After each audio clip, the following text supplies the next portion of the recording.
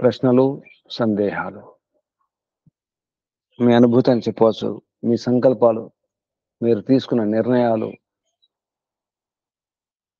మీ ప్రశ్నలు, సందేహాలు, మీ అనుభూతి, మీరు తీసుకున్న సంకల్పాలు, నిర్ణయాలు కూడా చెప్పవచ్చు.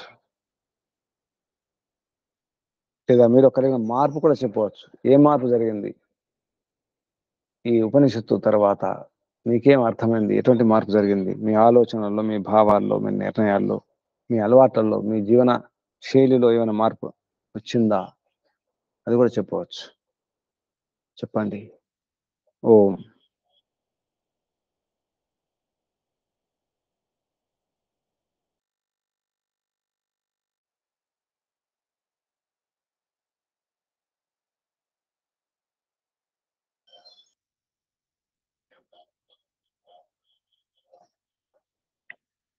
ప్రారంభించండి. ప్రశ్న లేకపోతే మీ అనుభవం చెప్పవచ్చు, అనుభూతి చెప్పవచ్చు.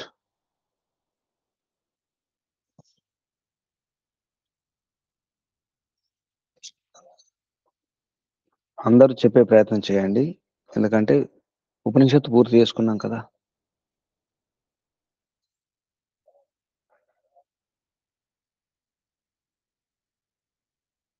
ఓం నమస్తే గురూజీ.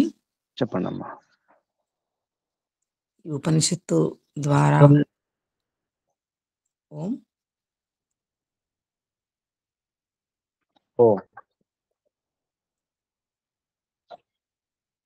ఉపనిషత్తు వినటం ద్వారా అసురులు ఈరోజు చెప్పారు, అసురులు ఎక్కడో లేరు, బయట కాదు మనలోనే ఉన్నాయి అసురులు అంటే అరిషడ్ వర్గములని గ్రహించుతున్నాము నేను. అయితే పరమేశ్వరుడు ఈ శరీరాన్ని ఇచ్చింది ఇందులోనే ఉండాలని, ఇది కారాగారం అని, ఈ కారాగారంలో మనం పుణ్య పాప కర్మలను అనుభవిస్తూ ఉండాల్సిందే. దీనిని బయటికి వెళ్ళిపోవాలి, దీనిలో నుండి ఏ కష్టం వచ్చినా సరే నేను వెళ్ళిపోవాలంటే ఈ శరీరాన్ని మనం హరణం చేసుకోవాలనుకుంటే మళ్ళీ కూడా మనకు దుఃఖం కలుగుతుంది, ఎక్కువగా దుఃఖం కలుగుతుంది అని దానికి ఉదాహరణగా మీరు ఏం తెలియజేశారంటే, ఒక జైల్లో ఉన్న వ్యక్తిని బయటికి తప్పించుకొని వెళ్తే తనకు ఇంకా ఎక్కువ శిక్ష పడుతుంది, పూర్వ శిక్ష కంటే ఇంకా అధికంగా శిక్ష పడుతుందని కూడా తెలియజేశారు. అదే విధంగా నేను తెలుసుకున్నదైతే ఏమిటంటే గురూజీ, ఇక ఈ జన్మలోనే మనం పరమాత్మని తెలుసుకోవాలి, ఆయననే పొందాలి, ఆయన యొక్క ఆజ్ఞలని పాలించాలి. దాని ద్వారానే మనకు ఆనందం కలుగుతుంది. ఈ భౌతికమైన ఈ ప్రపంచంలో ఏది పొందినా కూడా తాత్కాలికమైన సుఖమే ఉంటుంది. ఏ దుఃఖం వచ్చినా కూడా ఇది శరీరానికి మాత్రమే కానీ ఆత్మకు కాదు.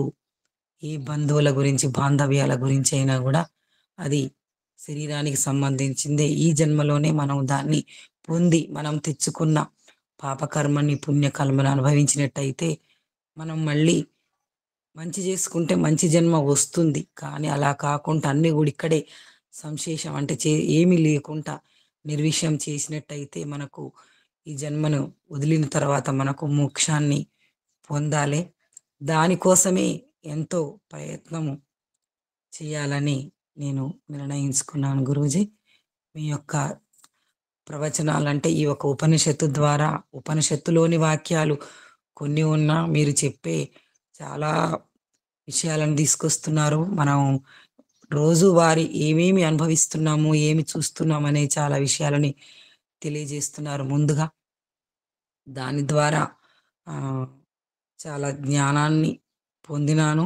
నేను నిర్ణయం తీసుకున్నది ఏమిటంటే, ఏదైనా కొంతవరకు పొందినామనుకో ఈ శరీరానికే కానీ ఆత్మకు కాదు అనే యొక్క దృఢ సంకల్పము తీసుకొని ముందుకు వెళ్ళిపోవటానికి ప్రయత్నం చేయాలని సంకల్పించుకున్నాను గురూజీ.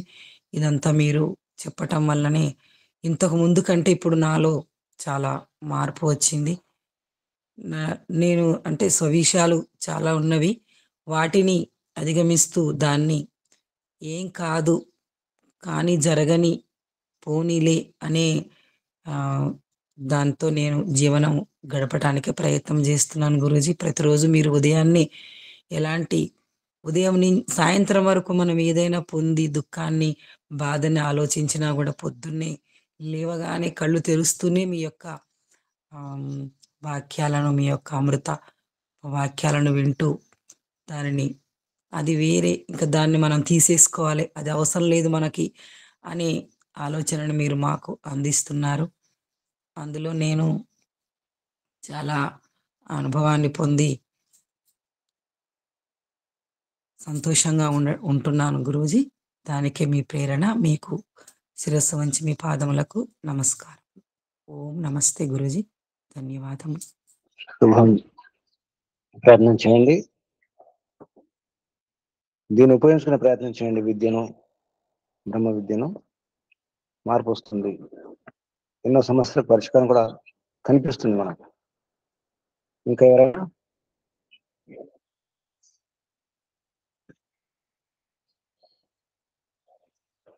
చెప్పండి. ఎవరైనా నమస్తే గురుజీ. చెప్పండి.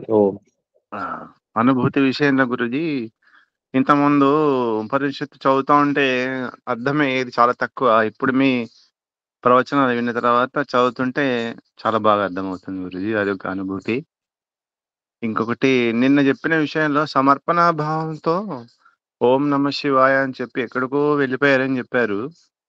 అంటే మరి అది పౌరాణిక పద్ధతిలో ఓం నమ శివాయ చెప్పి వెళ్ళిపోయారా గురుజీ? సమర్పణ భావము అంటే కొంచెం దాని గురించి వివరించగలరు? ఈశ్వరునికి నామాలే కదా, శంకరుడు అన్నా, శివుడు అన్నా, సాంబుడు అన్నా, ఇవన్నీ పెద్ద పరమాత్మ యొక్క నామాలే. సంధ్యా మంత్రాలు కూడా చివరి మంత్రం అదే కదా, ఓం పౌరాణికం ఎందుకు అవుతుంది? కాదు, శబ్దాలు వైదిక శబ్దాలే కదా. వాళ్ళు అంతా ఎక్కడో వెళ్ళిపోయారని చెప్పారు గురుజీ. అంటే పౌరాణిక పద్ధతిలో ఓం నమ శివాయ అని సమర్పణ భావంతో చెప్పి వెళ్ళిపోయారా, లేక మనం వైదిక పద్ధతిలో అది వారు ఏ రకంగా వెళ్ళిపోయినా సమర్పణ ఉంది కదా. పౌరాణిక పద్ధతిలో వెళ్ళినప్పటికీ కూడా వారికి భగవంతుడు చూసుకుంటాడని ఒకటి పూర్తి గట్టిగా నమ్మకంతో వెళ్ళిపోయారు కదా. భగవంతుని యొక్క రక్షణ ఉంది, భగవంతుడు చూసుకుంటాడు, అంత దేవుని దయ అంటారు వాళ్ళు కదా. లేదా మనం కాదన్నా అవునన్నా అది వాస్తవం కదా. అంత మనం నడిపించట్లేదు కదా భగవంతుడు. అంటే అప్పుడు విగ్రహారాధన కూడా సమర్పణ భావంతో చేస్తే ఎక్కడికో వెళ్ళిపోవచ్చు అని భావన వస్తుంది కదా గురించి. విగ్రహం ముందు పెట్టుకుని కూడా అంతటా భగవంతుడు ఉన్నాడు, సర్వవ్యాపకుడైన భావనతో చేస్తే తప్పేం లేదు. విగ్రహం ముందు పెట్టుకుని విగ్రహం ద్వారా, విగ్రహంలో కూడా ఉన్నాడు కదా. కూడా ఇక్కడ కూడా శబ్దం ఒకటి వస్తుంది. విగ్రహంలో కూడా ఉన్నాడు, గుడిలో ఉన్నాడు, గుడి బయట ఉన్నాడు, గుడి పైన ఉన్నాడు, కింద అంతటా ఉన్నాడని భావన అంటే ఏం కాదు. ఆ గుడిలో మాత్రమే, ఆ విగ్రహంలో మాత్రమే అంటే తప్పు కదా. లేదా విగ్రహంలో కూడా కాదు, విగ్రహమే భగవంతుడు అంటే తప్పు. ఆ మూర్తియే భగవంతుడు అంటే తప్పు కదా కదా. గురుజీ, అదే వాళ్ళు చేసింది మరి పౌరాణిక పద్ధతిలో సమర్పణ భావంతో చేస్తే కూడా మరి ఆ ఉచ్చ స్థితిలో పోయినారంటే నాకు అదే నిన్న నుంచి ఆలోచన. అది మంచి ఆలోచన, మంచి ప్రశ్న, అది మంచి సందేహం అనిపిస్తుంది. అంటే మన ఇక్కడ మనం ఏ పద్ధతిలో పోయినా, ఈ పద్ధతి మన పద్ధతి మనం పోతున్నాం, ఇక్కడ ప్రశ్నించుకోవాలి. సరే, వాళ్ళకు సరైన అవగాహన లేదు అయినప్పటికీ కూడా వారు పూర్తి అంకిత భావనతో, అనన్య భక్తితో ఉంటున్నారు, సాధిస్తున్నారు, నిండా ఉంటున్నారు. వారికి ఏ అశాంతి ఉండట్లేదు. ఇక ఓం నమ శివాయ అంతే, ఓం నమ శివాయ, అంతకంటే మించి తెలియదు. అంత నడిపించేది పరమిత పరమాత్మ లేదా శివుడే. కొందరు శివుడే మాట్లాడతారు, కొందరు నారాయణ అంటారు, కొందరు మరొకటి అంటారు. ఏమన్నప్పటికీ కూడా సమర్పణ ఉంది. ఇక వారికి ఎటువంటి దిగులు లేదు. ఇక అంత భగవంతుడే, అంత శివుడే, అంత నారాయణుడే. అలా ఆ సమర్పణ మనకు ఉంటుంది. ఇక్కడ ప్రశ్న పోల్చడం జరిగింది. వారు అలా ఉంటున్నారు, ప్రశాంతంగా ఉంటున్నారు, ఏదో సాధిస్తున్నారు. మొత్తం కాకుండా ప్రశాంతంగా ఉంటున్నారా లేదా? ఇంత తెలిసి మనకు అశాంతి ఎందుకు ఉంది, మనం ప్రశాంతంగా ఎందుకు ఉండలేకపోతున్నామని ఒకసారి పోల్చుకోవాలి, చూసుకోవాలి కదా. అంటే సమర్పణ భావం తక్కువ అవుతుంది, అంత ఉదితంగా లేదన్నట్టుగా. పూర్తిగా నమ్మకం కలగాలి. ఇంకా ఏదో ఏమో ఉంది, ఏదో కొరత, ఏదో వెలితి ఉంది అనిపిస్తుంది నాకు ఇక్కడ. ఇంకా ఏదో ఉంది కదా, ఇంకా తెలియదు కదా అనిపిస్తుంది నాకు. మనకంటే చాలా తక్కువ తెలుస్తుంది. ఇప్పుడు పౌరాణికంగా చాలా మంది స్వాములు ఉన్నారు, గురువులు ఉన్నారు. నీకెంత తెలుసో దాంతో సగం కూడా తెలియదు, కానీ వారు గురువులా వెలిగిపోతున్నారు కదా. అదైతే ఉంది గురుజీ. వాళ్ళకి ఏం తెలియదు కానీ అక్కడే పోతుంటారు. మనం అంత ఎంత చెప్పినా కానీ ఇక్కడికి రారు. చెప్పేది ఏముండదు అంత. మనకు సమర్పణ మరి అంతా ఉందా అని ఒకసారి చూసుకోవాలి. మనకెందుకు ఉండట్లేదు అంటే మనకి ఇంకా ఏదో కొరత ఉంది అనిపిస్తుంది కదా. అనన్య భక్తి అవసరం ఉంది. భగవంతుడు తప్ప ఇంకేం దేనిపైన భక్తి ఉండకూడదు. అంటే భగవంతుడి మాట తప్ప ఇంక మరొక మాట వినకూడదు. ఇవన్నీ వ్యవహారం కొరకు కానీ భగవంతుని మాటలే, భగవంతుని ఉపదేశాలు, ఆదేశాలు అదే ముఖ్యం. అలా ఉంటున్నాము మనం. ప్రశ్నించుకోవడానికి చెప్పాను నిన్న. అది పోలిక అంతే. అంతే. చూసుకోవాలి. సమర్పణ భావం అనేది పెంపొందించుకోవాలి బాగా. స్పష్టంగా ఉంది కదా పతంజలి మహర్షి చెప్పింది. అది పతంజలి మహర్షి అయితే దర్శనం ఉంది, యోగ దర్శనం, అందులో కేంద్ర బిందువు ఇదే. ఈశ్వర ప్రణిధానాద్వ అనేది కేంద్ర బిందువు, ఈశ్వరుడు కేంద్రం యోగ దర్శనంలో. ఈశ్వర ప్రణిధానాద్వ, అవి ప్రణిధానం చేయడమే ముఖ్యం. దానికోసం అన్ని మొత్తం అటు ఇటు తిప్పడం జరిగింది. ఆ పాదాలన్నీ కూడా సమాధి పాదమైన, సాధన పాదమైన, ఏ పాదమైనా ఈశ్వర ప్రణిధానం అదే కేంద్రం ఉంటుంది.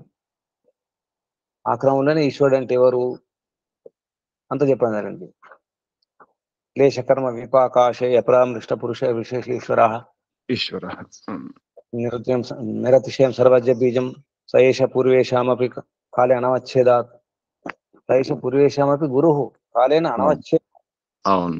వాచక ప్రణవ తజ్జపస్తదత్త భావనం. జపం చేస్తే లాభం ఏంటో కూడా చెప్పడం జరిగింది. తథా ప్రత్యక్షేతనాధిగమపి అంతరాయాభావశ్చ. అంతరాయాలు ఏమిటి, ఆ విఘ్నాలు ఏమిటి, వ్యాధి స్థాన సంశయం అని చెప్పేసి ఆ సూత్రాలు గమనిస్తే మనకు స్పష్టంగా తెలుస్తుంది.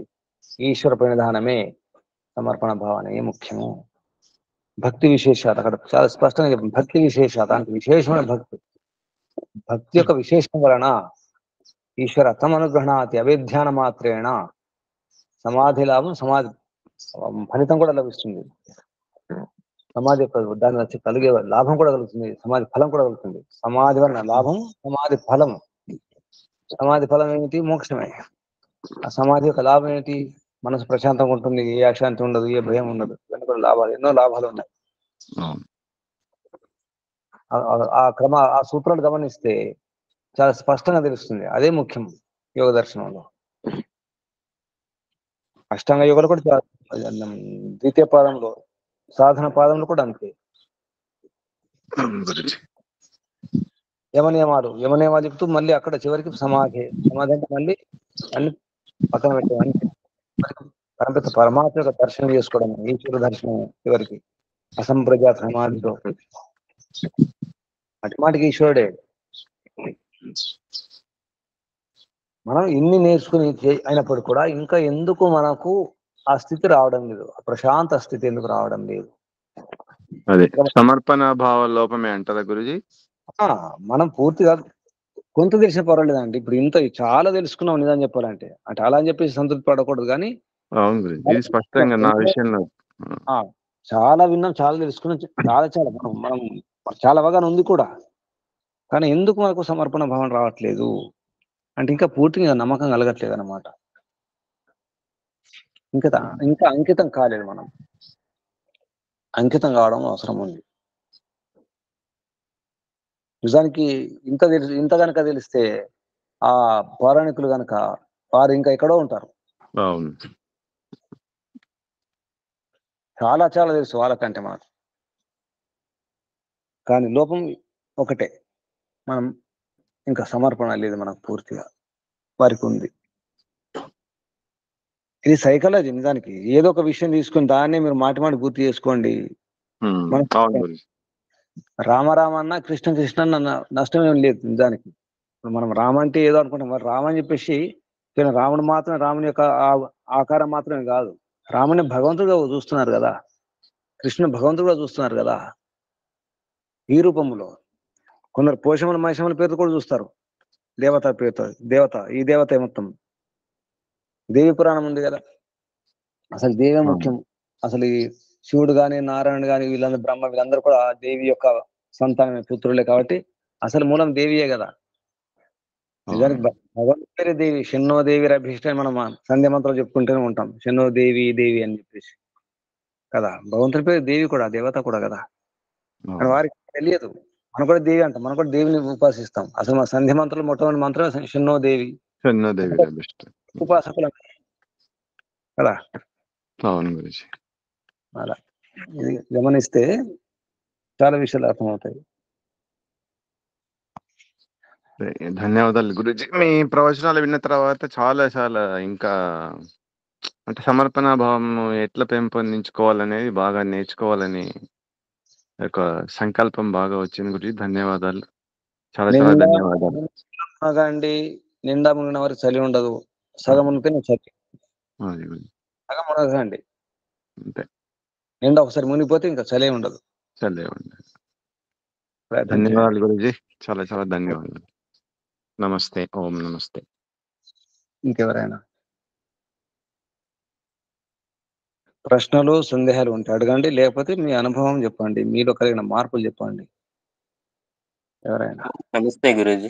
ఓం గురూజీ, ఇప్పుడు మనకి అంటే ప్రచోదన అనేది ఒకటి ఉంది. పరమాత్మ యొక్క ప్రేరణ ఏదైతే మానవులపై ఉందో అది బలంగా ఉన్నప్పుడు ఇలాగా అంటే ఈ సమాజం ఇలా ఉండదు కదా గురూజీ, ఈ లోకం.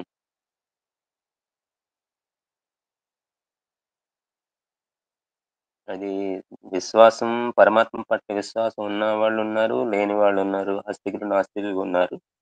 అందరిపైన కూడా పరమాత్మ యొక్క ప్రేరణ ఉన్నప్పుడు కూడా ఇలాగ ఎందుకు సమాజం ఉంటుంది?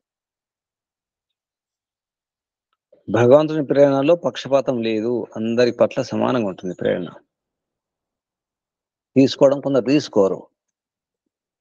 ఇప్పుడు సినిమాలు చూస్తారు, అందరు సమానంగా తీసుకుంటారా? ఇప్పుడు ఇన్ని విషయాలు విన్నారు, అందరు సమానంగా తీసుకున్నారా?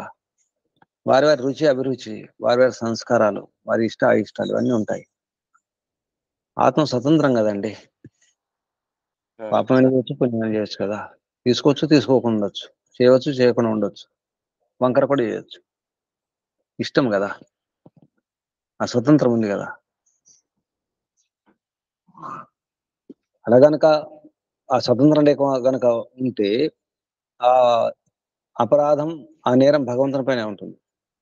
అంటే భగవంతుని నడిపిస్తాడు అనమాట. దొంగలైనా మంచి వాళ్ళనైనా, మంచి పనైనా చెడు పనైనా, పాపమైన పుణ్యమైన భగవంతుడు చేస్తున్నట్టు అవుతుంది ఆ స్వతంత్రం ఇవ్వకపోతే కదా. అవును, స్వతంత్రత అనేది సరిపోతుంది. ఇప్పుడు మీకు ఏ అధికారం లేదనుకోండి, ఏ స్వేచ్ఛ లేదు, నేను చెప్పినట్టు చేయాలి. నేను చెప్పినట్టు చేస్తే ఆ పాపం నాదవుతుంది, పుణ్యమైన నాదవుతుంది, మీకు సంబంధం లేదు. ఇక సైనికుల్లాగా అనమాట. సైనికుడు సొంత నిర్ణయం ఉండదు. యుద్ధం చేయమంటే చేయాలి, ఆపేమంటే ఆపేయాలి, అంతే కదా. భగవంతుడు అలా చేయట్లేదు. స్వతంత్రం, మీ ఇష్టం. పాపం చేస్తారా, పుణ్యం చేస్తారా, పడుకుంటారా, లేస్తారా, మీ ఇష్టం. భగవంతుని వైపు నుంచి సమానమే. సూర్యుని ఎండ సమానం ఉంటుంది. బయటకెళ్తే చలైనా, వానైనా, చంద్రుడైనా ఏదైనా సమానమే కదా. అక్కడ పక్షపాతం లేదు కదా. మంచి వారికైనా చెడ్డవారికైనా గాలి అదే గాలి, అదే సూర్యుడు, అదే చంద్రుడు, అదే ఎండ, అంత సమానమే కదా. మనం స్థూలంగా చూసుకున్న సమానంగా ఉంది బయట. భగవంతుడు సమానమే, అందరికి సమానమే కదా. ఆ పొరపాటు ఎవరిది? భగవంతుని ప్రేరణలో పొరపాటు లేదు కదా, పక్షపాతం లేదు కదా. సమానంగా ప్రేరణ ఇస్తున్నాడు. కొందరు పట్టుకోవట్లేదు, వినరు కొందరు. మన పిల్లలు మన మాట వినరు కదా. ఇంకా గురూజీ, ఇప్పుడు మీరు చెప్పినవన్నీ వింటున్నాము, అర్థం చేసుకుంటున్నాను. కానీ ఇంకా దుఃఖాలు అనుభవిస్తూనే ఉన్నాను.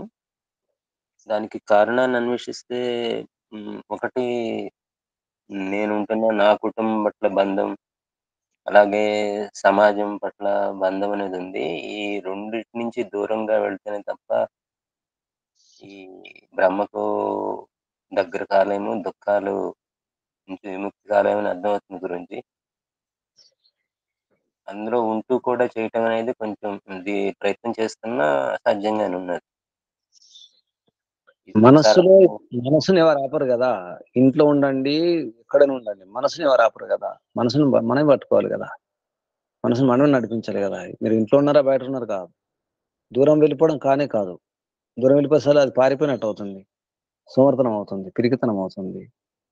ఉండి సాధించిన తర్వాత అక్కడ పాస్ అయిన తర్వాత బయటకు అలా ప్రయత్నం చేయాలి. అది పరీక్షా కేంద్రం, అది ఇల్లు అనేది.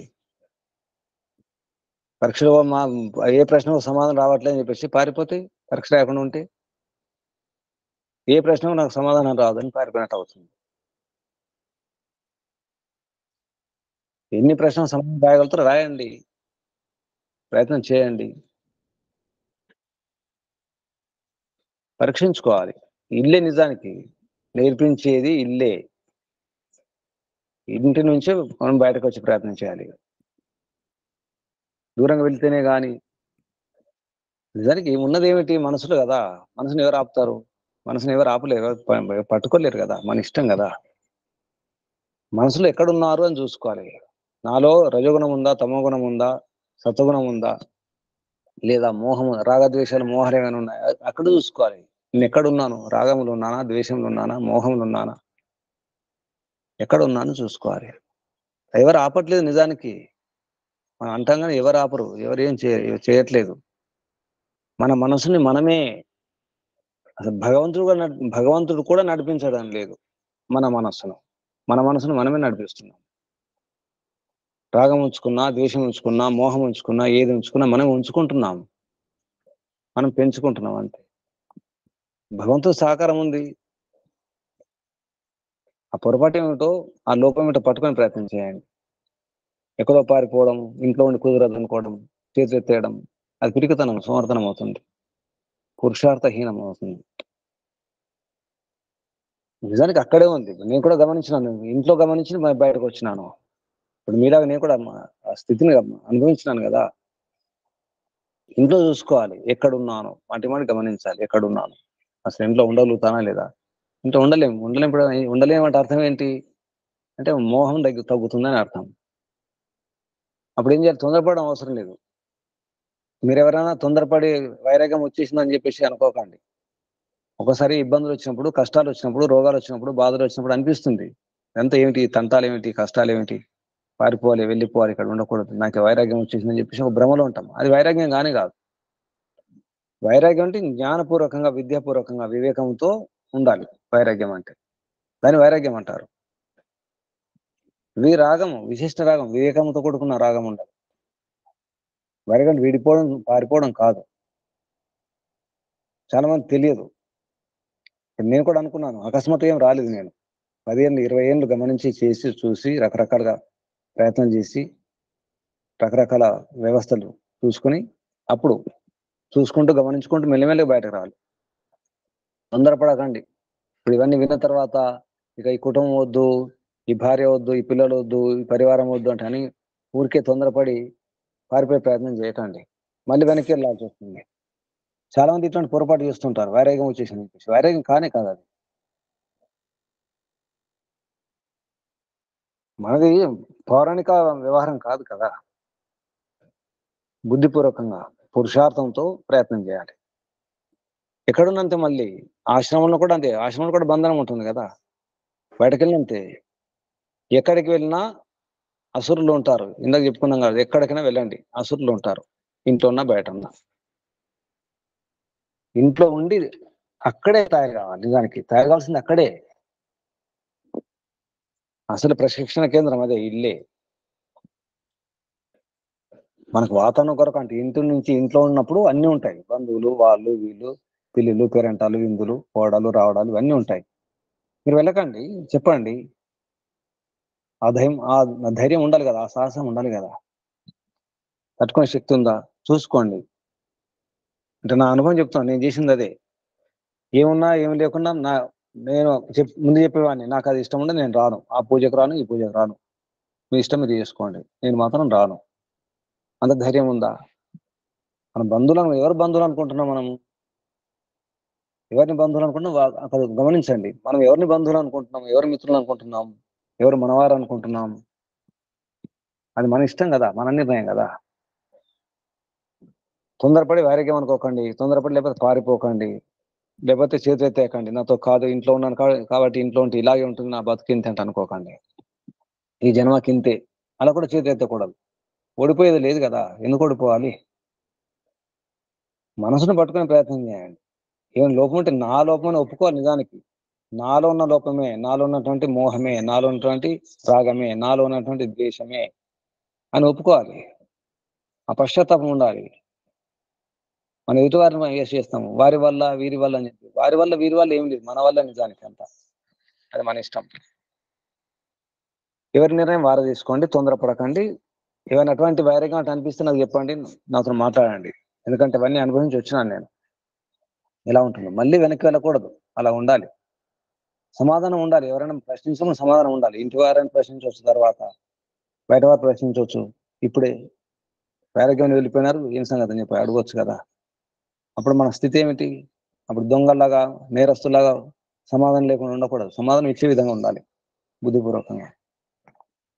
ఉపనిషత్తులు చెప్పేది అది కాదు, పారిపోమని కాదు, లేదా వైరాగ్యం అని చెప్పేసి నిర్ణయం తీసుకోవడం కాదు. అయిపోయింది, ఇక మోక్షం లభించింది. గురుగారు రోజు అంటారు కదా, ఈ క్షణమే మోక్షం, ఈ దినమే మోక్షం. మోక్షం ఉన్నాం, కానీ అటువంటి అనుభూతి లేదు కదా, మనకు అనుభవించట్లేదు కదా. ఆ యోగ్యత లేదు, అనుభవించే యోగ్యత రాలేదు. ఇంకా మనం ప్రయత్నం చేయాలి. మనసును ఎవరు ఆపట్లేదు, ఏ ఇంటి వారు ఆపరు, ఎవరు ఆపరు. యముడు కూడా ఆపడు, దేవుడు కూడా ఆపడు. ఎవరు ఆపట్లేదు, మనమే. ఇది ఒప్పుకోవాలి. ఇంకా ధన్యవాదములు.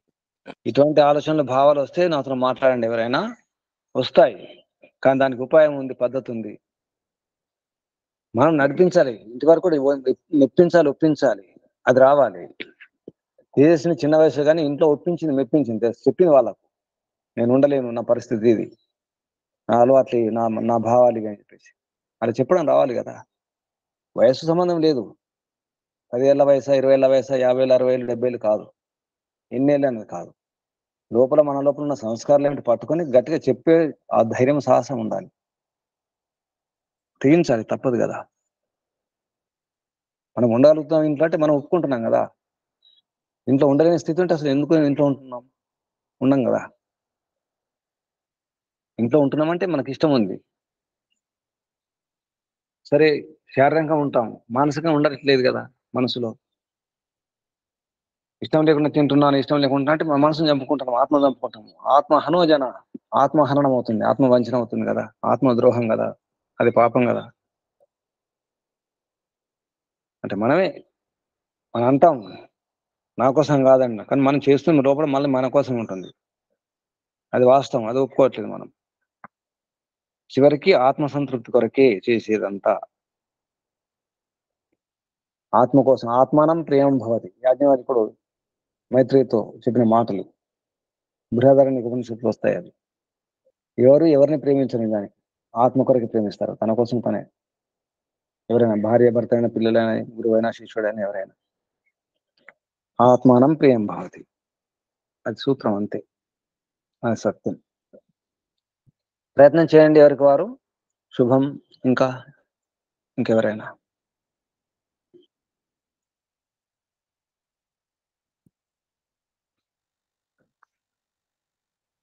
ఎవరెవరికి ఏమనిపిస్తుంది? ఇంకెవరికైనా పారిపోవాలనిపిస్తుందా? పారిపోకండి.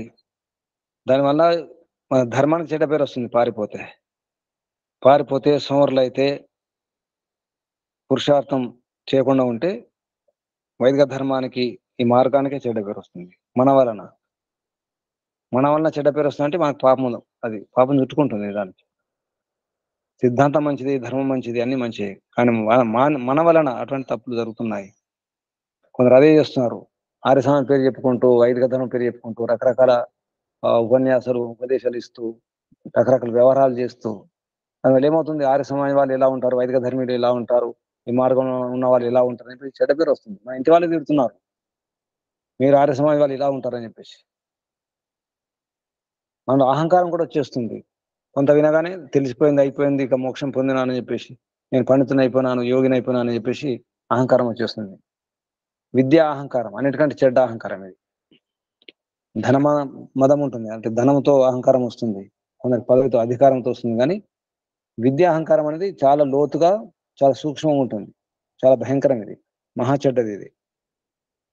అది రాకూడదు. ఎవరికేం తెలియదు, నాకు తెలిసిపోయింది, నేను శుద్ధమైపోయినాను, పవిత్రమైపోయినాను, అందరు అపవిత్రులే, పాపులే, ఈ భావన వస్తుంది మనకు. అందుకే అందరు దూరం అయిపోతుంటారు, మనం దూరం అవుతుంటాం.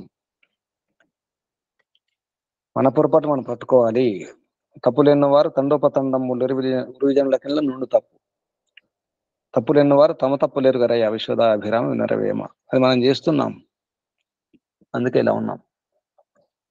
శుభం. ఇంకెవరైనా చెప్పండి, మీ అనుభూతి ఏమనిపిస్తుంది? పారిపోవాలనిపిస్తుందా, ఉండాలనిపిస్తుందా, అర్థమవుతుందా? మార్పులు వస్తున్నాయా, ఊరికే వింటున్నారా? ఏమైనా మార్పులు వస్తున్నాయా? సంకల్పాలు, వికల్పాలు చెప్పండి. ఓం.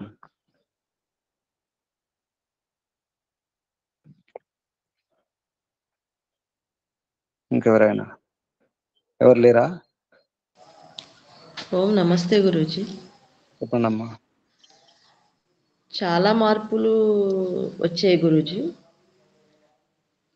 ఈ ఉపనిషత్తులు వినడం మొదలుపెట్టిన తర్వాత. చెప్పండి. ఎక్కువ మౌనంగా ఉండడము, మాటికి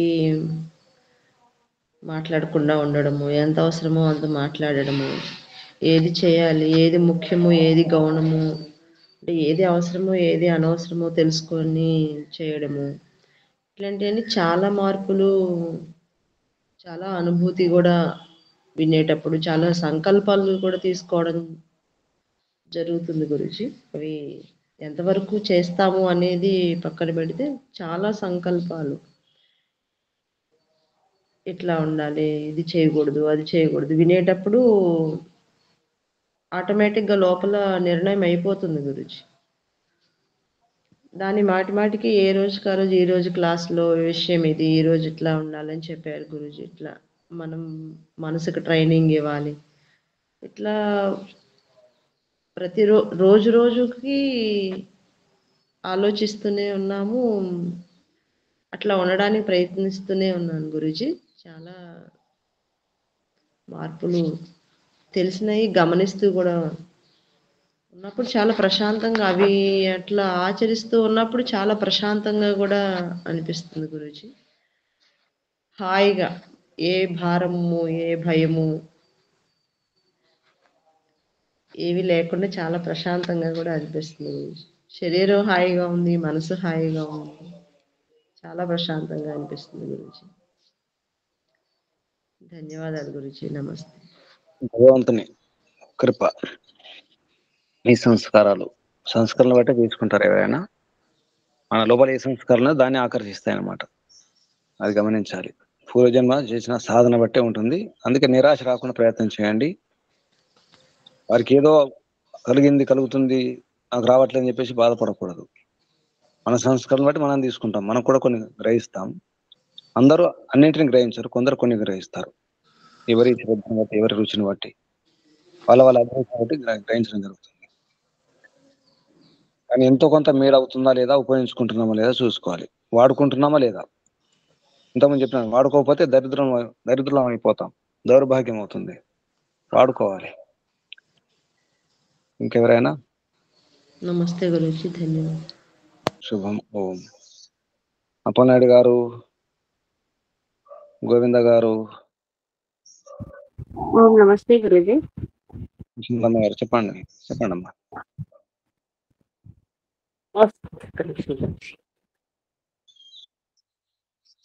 చెప్పండి అమ్మా.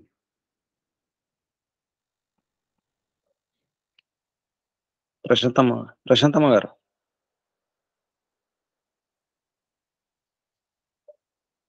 ఇంకెవరైనా? గురుజీ నమస్తే గురుజీ. చెప్పండి కృష్ణమూర్తి. గురుజీ, ఇప్పుడు క్లాసులో ఉన్న టైంలో మరి ఏ అసలు గుర్తుకు రాకుండా గురుజీ, ఒకే విధంగా, ఒకే ధ్యానంగా, ఒక దీని మీద ఎలాగ ఉండాలో అదే విధంగా ఉండాలని నిర్ణయం తీసుకుంటున్నాను. కానీ మధ్య కొద్దిగా ప్రాబ్లమ్స్ వస్తున్నాయి ఏదో ఆలోచనలో.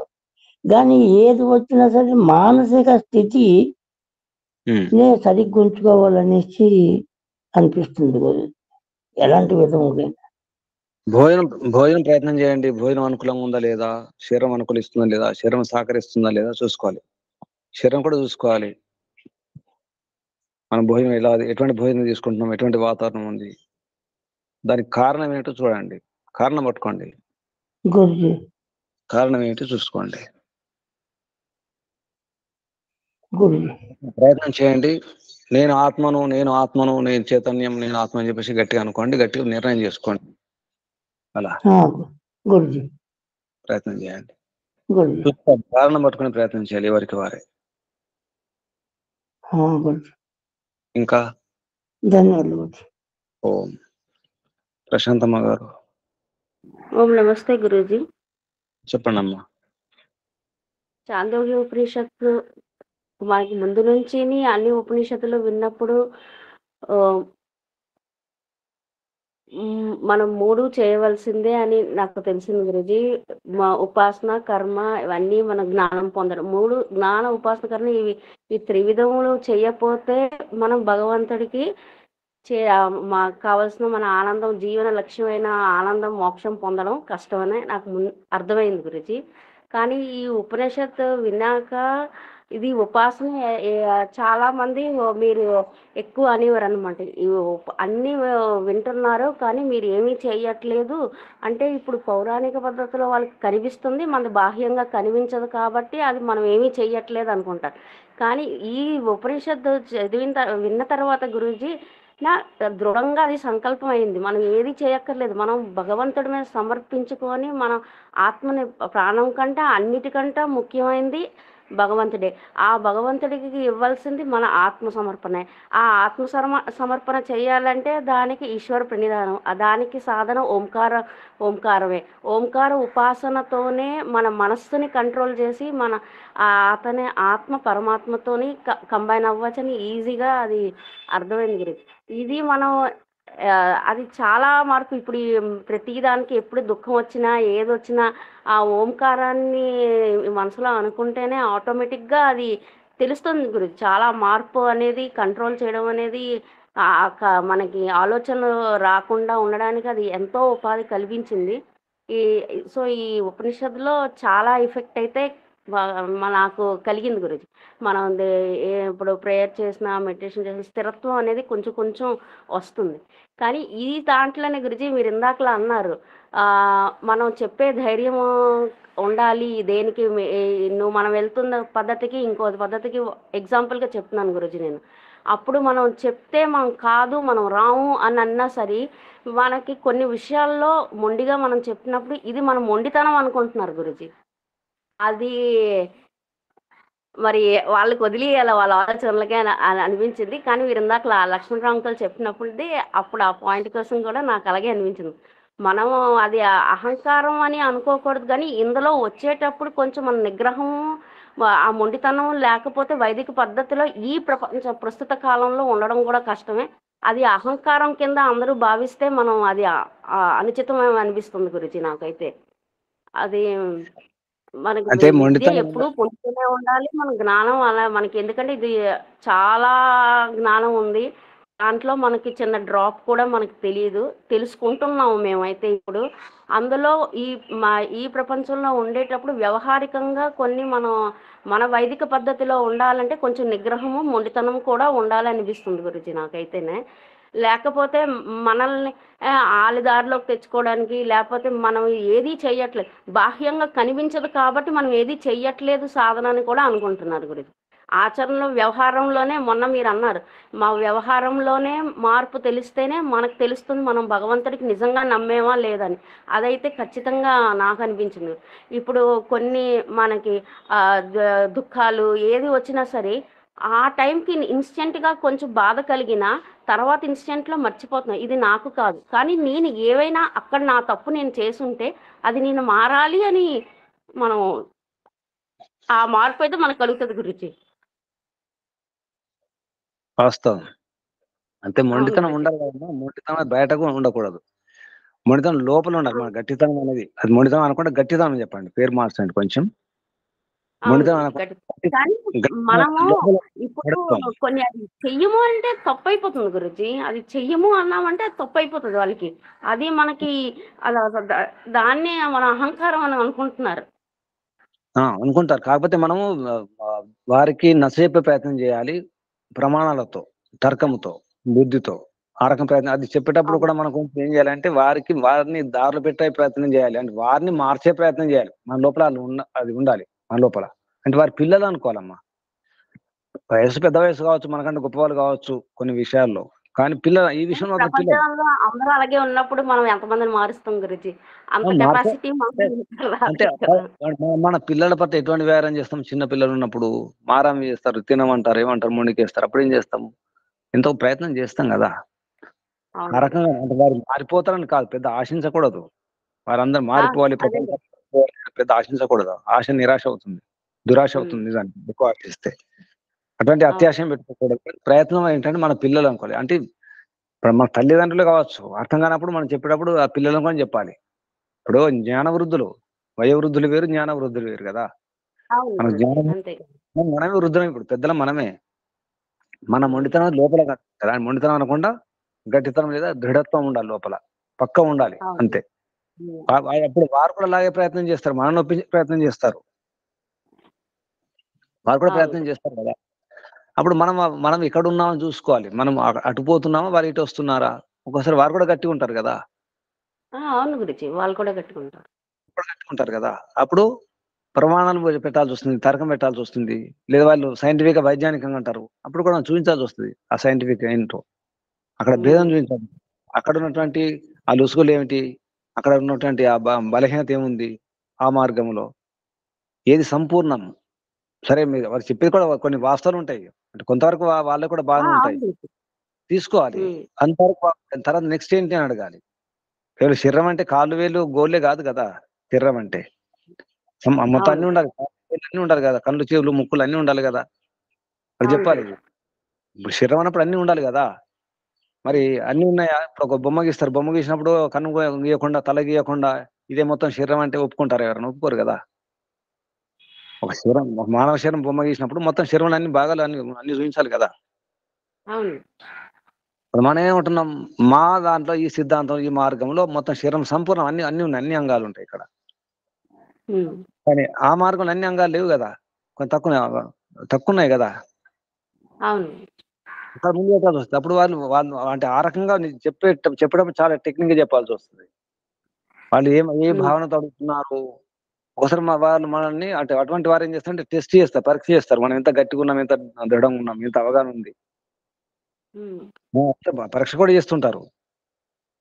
అప్పుడు అవును. మనం కూడా ఎంత గట్టిగా ఉన్నామో చెప్పాల్సి వస్తుంది కదా. మనం గట్టిగా ఉన్నామా లేదా, అది అక్కడ ఉన్న సమస్య ఇక్కడ. మనం అంత ఉమ్, దృఢంగా పట్టుబట్టి అంత గట్టిగా ఉన్నామా లేదా, కొట్టుకుపోతున్నామా. ప్రపంచం అవును. ఎప్పుడు కూడా టగ్ ఉంటుందమ్మా. టగ్ ఆఫ్ వార్ ఎప్పుడు ఉంటుంది, ఇంట్లో బయట మనసులో అంతే. ఉంటుంది. ఉమ్, మన బలం అవును. అంటే మనం ఇట్లా లాగేసుకుంటాం. కొంచెం బలం తక్కువైతే అటు వెళ్ళిపోతాం. కొంచెం అవును. అది కూడా కొంచెం బలం తక్కువైతే ఆ టగ్ ఆఫ్ వార్ ఎలా ఉంటుంది, మధ్యలో గీత ఉంటుంది కదా, ఆ లైన్. ఒక్క ఒక అంతే. సెకండ్ లో కొంచెం బలం తక్కువైతే వెళ్ళిపోతాం అటు. కొంచెమే. అవును. అవును.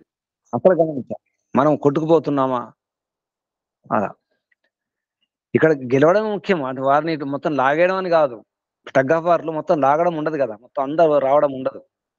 ఒకరి గీత దాటినా ఓడిపోయినట్టే కదా టగ్ ఆఫ్ వార్ లో. అవును.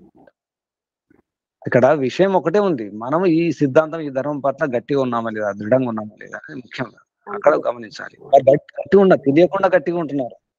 వేద అదే విరుద్ధమైన తెలియకుండా మనం వింటుంటే గట్టిగా అవుతున్నాం గురుజీ. లోపల నుంచి సంకల్పం ఆటోమేటిక్ గా అది గట్టిగా అవుతుంది అని అంటున్నాను. నేను కూడా అదే అంటున్నాను గురుజీ. కానీ అవతల వాళ్ళకి అది వేరేగా అనిపిస్తది, ఎదుటి వాళ్ళకి అని అంటున్నాను. ఇప్పుడు వాళ్ళకి చెప్పాల్సింది ఏంటి? కేవలం ఇప్పుడు వారు పొద్దున సాయంత్రం కూర్చోవడమో, ఏదో ధ్యానం చేసుకుంటారో, పూజ చేసుకుంటారు, భక్తి చేసుకుంటారు, అక్కడ కనిపిస్తుంది. ఇప్పుడు మనం అది. అవన్నీ చేసుకొని లోపల లోపల సమర్పణ భావన ఉంటుంది, మనకు ఆ! కనిపించదు. అది. వాళ్ళకి చెప్పాలి. ఇప్పుడు వాళ్ళకు ట్రైనింగ్ చూపించాల్సి వస్తుంది. ఇప్పుడు వంట చేస్తున్నట్టు నటించండి, వంట కాదు కదా. తిన్నట్టు హ్మ్. నటించండి, తినడం కాదు కదా. మేం అవును. చేస్తున్నది మొత్తం ఆచరణ. వంట చేసి పెడుతున్నాం, తిని చూపిస్తున్నాం. ఇది హ్మ్. మీకు దీనికి భేదం. కేవలం అన్నంత మాత్రం కాదు కదా. ఇప్పుడు రామ్ రామ్ అంటారు, అవును కృష్ణ కృష్ణ అంటారు. అది అది చెప్పండి అని అడగాలి. మీ లోపల రామ్ రామ్ అన్నప్పుడు కృష్ణ కృష్ణ లోపల ఎటువంటి భావన ఉంది, ఎటువంటి ఆలోచనలు వస్తున్నాయి, అది చూసుకోండి మీరు. మేము వంట చేస్తున్నాం, అవును ఓంకారం చేసుకుంటున్నాం, ఓం రక్షణ అనుకుంటున్నాం, పని చేసుకుంటూ కూడా. ఏది ముఖ్యం? ఆచరణలో వ్యవహారం ఉండడం ముఖ్యమా, షోయింగ్ చేయడం ముఖ్యమా? సరే ఉదయం సాయంత్రం చేసుకుంటున్నారు, అది కేవలం ప్రాక్టీస్ కొరకే, దాని ప్రాక్టీస్ అంటారు అంతే. మనం కూడా యోగా ఇప్పుడు యోగాభ్యాసం అంటాం, యోగ సాధన అంటాం. సాధన ప్రాక్టీస్ అని ఒకటే. సాధన మాత్రం అవును చేసుకుంటున్నారు కానీ వ్యవహారంలో లేదు కదా, ఆచరణలో లేదు కదా. ఆచరణ చాలా అవును అవసరం ఉంది. అదే గురుజీ, ఇప్పుడు ఈ పాయింట్ దగ్గరే సాధన చేసుకుంటున్నారు, వ్యవహారం లేదంటే ఇప్పుడు మీరు ఇందాకలా ఓం నమ శివాయ అనేది మామూలుగా నామజపం చేసి అందులో సమర్పణ భావంతో వాళ్ళు చేయడం వల్ల కూడా వాళ్ళు ముందుకెళ్తారు. అది కరెక్టే గురుజీ, కానీ వాళ్ళు సమర్పణ భావం ఉంటుంది కానీ దాని వెనకాల మీనింగ్ అక్కడ సర్వాంతర్యామి అని అంటారు, అంటారు కానీ దానికి వ్యవహారంలో వచ్చేసరికి ఆ ఆచరణలో ఉండకపోయినా వాళ్ళకి అది ఫలితం కలుగుతుందా గురుజీ? లేదు, కలగదు. ఎవరైతే సమర్పణ నిజంగా సమర్పించుకున్న వారు బాగుంటున్నారమ్మా, ప్రశాంతంగా ఉంటున్నారు. ఎవరైతే అవును, అప్పుడు అది వ్యవహారికంగా కూడా వాళ్ళకి ఆ ఫీలింగ్ రావాలి, ఆచరణలో అది కనిపించాలి కదా గురుజీ. ఓం నమ శివాయ అంటారు, మళ్ళీ మోసాలు చేస్తుంటారు. వారికి అటువంటి ప్రశాంతత ఏమి ఉండదు. ఆ మరి అది ప్రశాంతంగా ఉండదు ఉన్నట్టు కదా. కొందరు ప్రశాంతంగా నటిస్తారు. ఓం నమ శివాయ అంటారు, అన్ని అంటారు, భక్తి అంటారు, సూచిస్తారు, మళ్ళీ లోపల దొంగ వ్యాపారాలు చేస్తుంటారు, మోసాలు చేస్తుంటారు. వాళ్ళకి అటువంటి ప్రశాంతత ఉండదు లోపల నుంచి, మానసికంగా, అవును ఆత్మికంగా. అదేం కలగదు.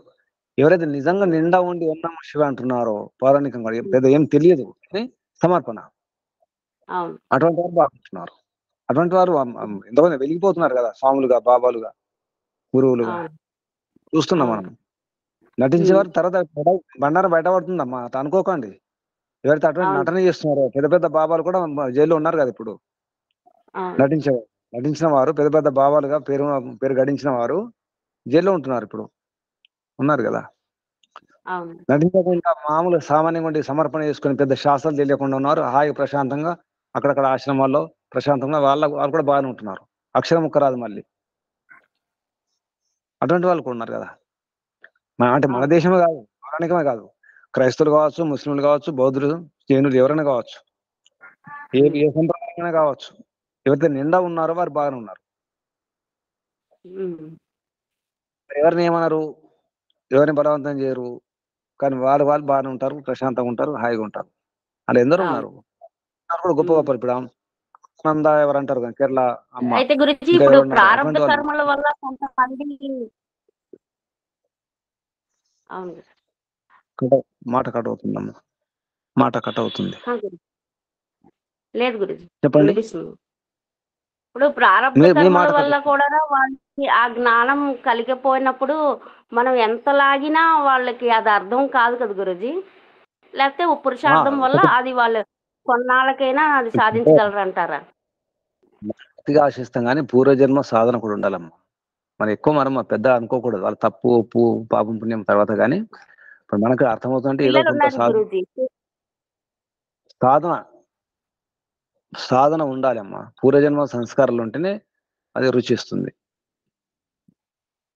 సాధన ఉండాలి. అవును గురుజీ. మరి పిల్లలు ఉన్నారు, పిల్లలకి వాళ్ళకి మన ఇంట్లో ఒక ఎగ్జాంపుల్ పూర్తిగా వైదికం పద్ధతిలో ఉన్న ఇంట్లోన పిల్లల్లో ఇద్దరిలో ఒకరు బాగానే ఉన్నారు, వైదికంగా ఉన్నారు, ఇంకొకరు లేరు, వాళ్ళకి అర్థం చేసుకోలేకపోతున్నారు, ఆ సాధన చెయ్యట్లేదని అంటే కానీ వ్యవహారంలో బిహేవియర్ అంతా బాగుందనుకోండి, వాళ్ళని ఎలా తీసుకురాగలము వైదిక అంటే భగవంతుడి మీద ధ్యాస వాళ్ళకి ఎలా కలిగించగలం గురించి? వాళ్ళ ప్రారంభ కర్మలనేసి మనం వదిలేయాలా? వాళ్ళకి పురుషార్థం మనం ఎలా చేయమని చేయించాలి? కూడా పరిచయం చేస్తూ వెళ్ళాలమ్మా. పరిచయం మాత్రం తప్పకుండా చేయాలి. మనం ముస్లిం గమనించండి, ముస్లిం పిల్లలని వారికి ఇష్టం ఉందా లేదా వేరే విషయం, చిన్నప్పటి నుంచి పరిచయం చేస్తూ వెళ్తారు. ఒక సైకలాజికల్ గా మూడేళ్ల లోపల పిల్లల్ని తీసుకొని ఏదైతే వేస్తామో అవి సంస్కారాలు గట్టిగా ఉంటాయి.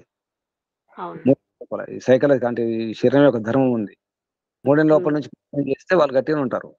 అదొకటి. తర్వాత మళ్ళీ వాళ్ళ సంస్కారాలు వేరేంటే మళ్ళీ మారిపోతారు, అది వేరే విషయం. కానీ పరిచయం అయితే ఉంటుంది కదా, విషయం తెలిసి ఉంటుంది కదా. అందుకని ముస్లిం పిల్లల్ని మనం 10 ఏళ్ళు వచ్చిన తర్వాత 15 ఏళ్ళు వచ్చిన తర్వాత వాళ్ళని మార్చలేము కూడా, అంత గట్టిగా అయిపోతారు 10 ఏళ్ల వరకే.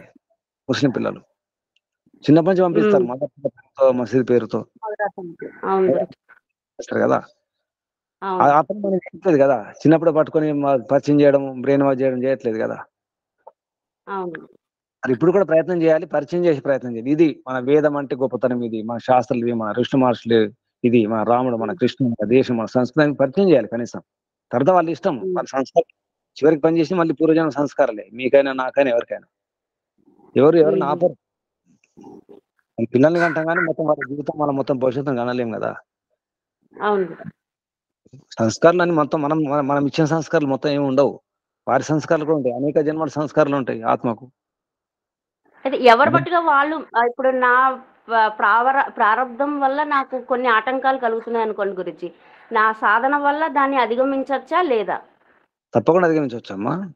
కానీ ఇప్పుడు ఏదైతే కష్టాలు వస్తున్నాయో, బాధలు వస్తున్నాయో, అది నేను కర్మఫలం అనుభవిస్తున్నట్టు అనుకోవాలి. ఒకసారి రోగాలు కూడా వస్తాయి, రోగాలు కూడా రావచ్చు, అనుభవించాలి. అంటే ఆ జైలు అనుభవించాల్సిందే కదా. అవును గురుజీ. జైలు కాలం పూర్తి చేసుకోవాల్సిందే. భయపడకూడదు, పారిపోకూడదు. నేను జైలు జీవితం అనుభవిస్తున్నాను, పూర్తిగా ఆ పీరియడ్ కంప్లీట్ చేసి వెళ్ళాలి అంతే. అప్పుడు ఆటోమేటిక్ ఈశ్వర ప్రణిధానంలో ఉంటే ఆ కష్టం మనకి తక్కువలాగే అనిపిస్తుందేమో అనిపిస్తుంది గురుజీ, నాకైతే పర్సనల్ ఎక్స్పీరియన్స్. అది వెళ్ళిపోతుందమ్మా. పెద్ద తుఫాన్లు వచ్చి అన్ని పోతాయి. అప్పుడు ఎట్లా ఉంటుందంటే ఊరికి అట్లా వెళ్ళిపోతాయి అంతే. అది మనం అనుభవిస్తాం కానీ మనకు తెలియకుండా అది వెళ్ళిపోతూ ఉంటది. అక్కడే ఉంది మన ధీరత్వం అంతా, మన వీరత్వం, ధీరత్వం అంతా అక్కడే. అప్పుడే పరీక్ష గట్టిగా ఉండాలి. సముద్రం ఒడ్డున పెద్ద పెద్ద రాళ్ళు బండలు ఉంటాయి చూడండి, అలా పెద్ద పెద్ద అలలు పెట్టుకుని ఏమవుతాయి అలలు, పెద్ద పెద్ద బండలు రాళ్ళు ఉంటే అలా పెద్ద పెద్ద అలలు వస్తాయి, కొట్టుకుంటాయి. ఇలా చర్యం అయిపోతే మన వెనక్కి వెళ్ళిపోతాయి. ఆ బండకేమవుతుంది? బండకేమి కాదు, స్థిరంగా ఉండాలి, శిలగా మారిపోవాలి. వివాహ సంస్థలు చెప్తారు శిలగా. అవును అవును, శిల అది మట్టించి ఆ విధంగా తయారవ్వాలి ఆడవాళ్ళు శిలగా అని. శిలగా మారాలి, అత్తగారింట్లో శిలగా మారాలి. అలలు వస్తాయి, కష్టాలు అలలు వస్తాయి. ఈ కష్టాల కడలి, ఈ కడలే కష్టాల కడలి కదా. సంసారం సాగరం, దుఃఖ సాగరం. భయపడకూడదు, సమర్పణ చేస్తే పక్కన పెట్టేస్తే అన్ని వెళ్ళిపోతాయమ్మా. కాలం గడిచిపోతే అన్ని పోతుంది. చూస్తుండాలి, కొన్నిసార్లు చూస్తుండండి. అలాగే గురుజీ, అదైతే బాగా మార్పు తెలుస్తుంది గురుజీ. ఏది ఏమైనా ఆప్త బంధువుడు, శాశ్వత తండ్రి, శాశ్వత పిత, శాశ్వత పతి అయిన ఆ భగవంతుడే అంత శాశ్వత మిత్రుడు అనే భావనే మనసులో ఉంటుంది గురుజీ. అప్పుడు ఆటోమేటిక్ గా ధైర్యం అనేది కలుగుతుంది. మనకి ఎవరు చుట్టూ ఎవరు రారు, అతను ఒక్కడే ఉన్నాడు నాకు, నేను నా ఆత్మకి ఆయనే పరమాత్మయే. నిండా మునగండి, ఎవరు తిడుతున్నారు ఎవరు మెచ్చుకుంటా సంబంధం లేదు. మెచ్చుకున్నా తిట్టినా, మెచ్చుకున్నా మన గురించి వినిపించకూడదు, తిట్టినా వినిపించకూడదు. ఎవరేమన్నా వినిపించకూడదు, మన పని మనం చేసుకుని వెళ్తుంటే అన్ని అంతే. గజరాజు మార్గం వెళ్తుంటే కుక్కలు మురుగుతుంటాయి, కుక్కలకు సంబంధం లేదు నిజానికి. ఆ ఏనుగు ఏమన్నది ఎవరిని, కుక్కల్ని ఏమన్నది, అయినా కుక్కలు మురుగుతుంటాయి. అటువంటి సమాజం కూడా ఉంటుంది కదా. మన దారిలో మనం వెళ్ళిపోతుంటాం అంతే. స్థిరంగా ఉండే ప్రయత్నం చేయాలి, దృఢంగా. గట్టిదనం అవసరం. మొండితనం అంటే గట్టితనం నిజానికి, హఠం కాదు. మనలాగే వారు ప్రయత్నం చేస్తారు, వారిలాగా మనం కూడా ప్రయత్నం చేస్తాం. కానీ ఎవరు ఓడిపోతారు అనేది మన గట్టితనం పైన, మన దృఢత్వం దానిపైన ఉంటుంది. పట్టుదల ఉండాలి అంతే, గట్టిగా పట్టుకోవాలి, సమర్పణ చేసుకోవాలి, నిండా మునగాలి. నిండా మునిగితే ఏది వినిపించదు. నీలో నిండా మునగండి, ఏది వినిపించదు, ఏది కనిపించదు. భగవంతులు నిండా మునగండి, ఆనందే ఆనందం. ఇంట్లో ఉన్నా బయట ఉన్నా ఎక్కడున్నా తప్పదమ్మా. ఎక్కడున్నా మళ్ళీ అవే గొడవలు ఉంటాయి. ఆశ్రమాల్లో కూడా చూసినాం, ఆశ్రమాల్లో కూడా ఇవన్నీ ఉంటాయి, రాజదోషాలు ఉంటాయి. మధ్యలో పారిపోవడం అనేది బాధ్యతలు వదిలేయడం కదా గురుజీ, అది కూడా తప్పే కదా. మన కర్తవ్యాన్ని మనం వెళ్ళిపోతున్నట్టు అనిపిస్తుంది నాకు. సో కర్తవ్యం చేస్తూనూ ఈశ్వర ప్రణిధానం చేసుకోవాలి, రెండు చేసుకోవాలి, బ్యాలెన్సింగ్ కాదు, పూర్తి చేసుకోవడమే. కానీ దాన్ని బాధ్యత అనుకోవడం, అనవసరం బరువులు ఎత్తుకోవడం, వాళ్ళ బరువు వీళ్ళ బరువు ఎత్తుకోకూడదు, అనవసరం బరువులు బాధ్యతలు పెంచుకోకూడదు. నిజంగా బాధ్యత ఏమిటో చూసుకోండి, నిజంగా బాధ్యత ఏమిటో రాసుకోండి. వీలైతే బాధ్యతలు అనిపిస్తున్నాయి కదా, ఆ బాధ్యతలు నిజమైన బాధ్యత, నిజంగా నా బాధ్యతనా కానే కావు, ఎన్నో కానే కావు. 99% మన బాధ్యత లేనే లేవు. మన బాధ్యత ఒకటి రెండు బాధ్యతలు మన బాధ్యతలు ఉంటాయి. మన పిల్లలు, మన కుటుంబం కొన్ని ఉంటాయి, మన డ్యూటీలు అంతవరకు ఉంటాయి అంటారు. కానీ ప్రపంచం అంతా మొత్తం మనం తలపై మోస్తున్నాం కదా, అది సమస్య. అటువంటి అవును. బాధ్యతలు బరువుంటే దించేసుకోండి, పారేసేయండి, ఉంచుకోకండి ఎవరైనా. నేను చేసింది మీకు చెప్తున్నాను. ఇవన్నీ ఇవన్నీ చేసి చూసినాను. నేను కూడా ఇలాగే అన్ని బాధ్యత అనుకునేవాడిని. మొత్తం ఇల్లే కాదు, బంధువులు, మిత్రులు, వారు వీరు, ఊరి వారు, బయట వారు, అందరు నా బాధ్యత అనుకునేవాడిని. అప్పుడు ఏమైపోయింది, అసలు బాధ్యత పోయింది. ప్రయత్నం చేయండి, నిరాశ రాని. గురూజీ అది పరోపకారం అనుకోకూడదా? పరోపకారం కూడా కాదమ్మా, పరోపకారం తప్పే. మన పరోపకారం పేరు మీద కొట్టుకోబోతున్నాం. అసలు పరోపకారమా, అసలు అపకారం చేస్తున్నామా? ఇప్పుడు బాగా తిన్నవానికి అన్నం పెడితే ఎలా ఉంటుంది? కడుపు నుండి తిన్నాడు, పరోపకారం పేరు మీద తింటున్నాం, అన్నం పెడుతున్నాం. అన్నం పరబ్రహ్మ స్వరూపం అని, అన్నం అన్ని దానంలో కన్నా చేస్తామని, పుణ్యమని. వాడికి ఆకలి కదా, ఆకలి అవ్వట్లేదు, కడుపు నిండా ఉంది. ఎలా పరోపకారం అవుతుంది? అపకారం అవుతుంది, ఆరోగ్యం చెడిపోతుంది కదా. గురూజీ నిజంగా ఆకలికి పెట్టొచ్చు కదా గురూజీ. నిజానికి అక్కడ యోగుడు అంటే పెట్టండి, అడగకుండా పెట్టండి. నిజంగా కష్టాల్లో ఉన్న వాళ్ళని ఆదుకోవచ్చు కదా. శత్రువైనా ఆదుకోవాలి, గురూజీ అడగకుండా ఆదుకోవాలి. నిజంగా అంటే వివేకం ఉండాలి కదా, గురూజీ. ఆలోచితంగా ఉండకూడదు.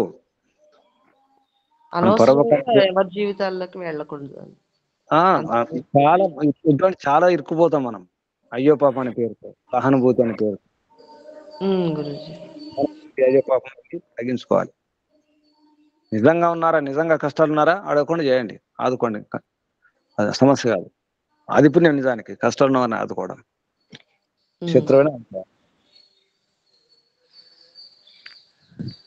చూసుకొని ఈ రోజు రాసుకోండి బాధ్యతలు ఏమిటో, అందరూ ఎవరికి వారు రాసుకోండి. నిజంగా బాధ్యత ఏమిటి చూసుకోండి. నిజంగా గట్టిగా ఉన్నామా లేదా చూసుకోండి. మనం పడిపోతున్నామా, ఓడిపోతున్నామా అంటే గట్టిగా లేకపోతేనే ఓడిపోతాం. ఎవరైతే గట్టిగా ఉన్నారో ఈ మార్గంలో, వారు ఎవరు ఓడిపోవట్లేదు. ఇంతవరకు ఎవరు ఓడిపోలేదు కృష్ణ మార్గంలో, భగవంతుని మార్గంలో. అటువంటి మార్గం ఇది, ఓడిపోవడానికి వీలే లేదు. అటువంటి మార్గం ఇది. సరిగా మనకు అర్థం కాక మన వ్యవహారంలో సరిగా మనం ఉండలేకపోతున్నాం, కానీ ఇది ఓడిపోయే మార్గం కాదు. గట్టిగా ఉంటే ఎప్పుడు ఓడిపోము గురూజీ. ఓడిపోయలేదమ్మా, ఒకసారి టైం అంతే. అదే అంతే. ఇప్పుడు ఏ కాలమైనా అసురులు ఎక్కడ ఉంటారు గుర్తుంచుకోండి. అసురు శక్తి బలంగా ఉంటుంది, ఎక్కడైనా ఉంటారు. ఏ యుగమైనా బాగా గుర్తుంచుకోండి. అన్ని యుగాల్లో చివరికి గెలిచింది ఏమిటి? ధర్మమే గెలిచింది, సత్యమే గెలిచింది. అంతే. సత్యమేవ జయతే నానృతం సత్యన పంత వితతో దేవయాన. సత్యమైన పంత వితతం అవుతుంది అంటే విస్తరిస్తుంది. అది దేవయానం, దేవతల యొక్క మార్గం. అది మనం దేవతలం, బాగా గుర్తుంచుకోండి. మనం దేవతలం, అసురులం కాదు. ఇంద్రియాలు లోలురం కాదు, ఇంద్రియాలు కొట్టుకుపోకూడదు, ఇంద్రియాలు జయించాలి. చాలా దివ్యశక్తులు ఉన్నాయి, దివ్యశక్తులు చాలా ఉన్నాయి మన లోపల. పట్టుకునే ప్రయత్నం చేయండి, నిరాశ రానివ్వకండి. శుభం. ఇంకా అలాగే గురూజీ. ఇంకా సందేహాలు ఉంటే అడగండి. వ్యక్తిగతంగా ఇటువంటి చాలా లోపల ఉంటాయి, అటువంటి అడిగే ప్రయత్నం చేయండి. రేపు నేను చెప్పేది తక్కువ ఉండాలి, మీరు అడిగేది ఎక్కువ ఉండాలి. సరేనా? ప్రయత్నం చేయండి. బాధ్యతలు ఏమిటో అవి రాసుకోండి ఈరోజు. అసలు బాధ్యత ఏమిటో కూడా చూసుకోండి. శుభం. అందరికీ నమస్తే గురూజీ, ధన్యవాదాలు. నమస్తే గురువు గారు, ధన్యవాదములు. ధన్యవాదములు.